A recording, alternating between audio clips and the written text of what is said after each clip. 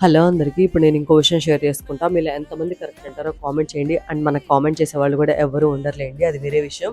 నేనేం చెప్పాలనుకుంటున్నాను అనంటే, ఎప్పుడైనా సరే ఒక అమ్మాయికి ఎప్పుడు పెళ్లి చేయాలో తెలుసా? ఆ అమ్మాయి అన్నిటికి అడ్జస్ట్ అయ్యి అక్కడ బతకగలదు అనుకున్నప్పుడు పెళ్లి చేయాలి. లేదు అనంటే ఆ అమ్మాయికి అక్కడ ఎంత పెద్ద కష్టం వచ్చినా తల్లిదండ్రిగా మేము చేరదీస్తాం. ఆ అమ్మాయిని ఆ అమ్మాయి కాళ్ళ మీద నిలబెడతాం అనుకునే టైంలో హ్యాపీగా పెళ్లి చేయొచ్చు. అందులో ఎలాంటి డౌట్ లేదు.